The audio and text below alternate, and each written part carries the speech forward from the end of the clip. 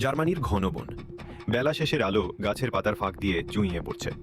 সৈনিক Prince Simon তার বিশ্বস্ত কুকুর শেপার্ডের সাথে দাঁড়িয়ে বনের অপার সৌন্দর্য দেখছিল।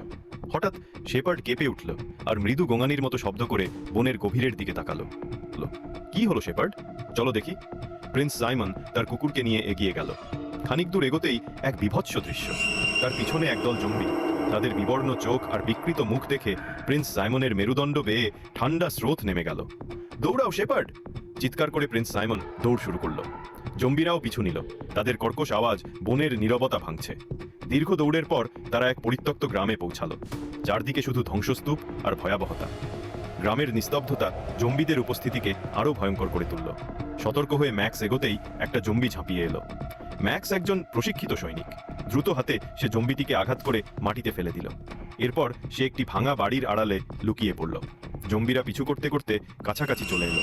প্রিন্স সাইমন দ্রুত একটি শুকনো কাঠ সংগ্রহ করে আগুন ধরিয়ে দিল। সে কাঠটি দিয়ে জম্বিদের দৃষ্টি আকর্ষণ করে সামনের দিকে ছুটতে শুরু করলো। জম্বিরা রাগে গর্জন করতে করতে সেদিকে এগোতেই প্রিন্স সাইমন জ্বলন্ত কাঠটি তাদের দিকে ছুঁড়ে মারল। দলা পাকানো জম্বিদের গায়ে আগুন ধরে গেল। অনেকে আগুনে পুড়ে মারা যেতে শুরু করলো। সেই দৃশ্য দেখে বাকি জম্বিরা ভয়ে পালাতে শুরু করলো। প্রিন্স সাইমনের এই অসীম সাহস দূরে দাঁড়িয়ে দেখছিল এক সুন্দরী তরুণী। তার চোখে ফুটে উঠল গভীর ভালোবাসা। সে প্রিন্স সাইমনের পিছু নিল। কিছুক্ষণ পর তরুণীটি এসে প্রিন্স সাইমনকে বলল, তোমার সাহস অবিশ্বাস্য। এই নরকে তোমার মতো একজনকেই দরকার। প্রিন্স সাইমন তার দিকে তাকালো। একটি মুহূর্তের নীরবতা।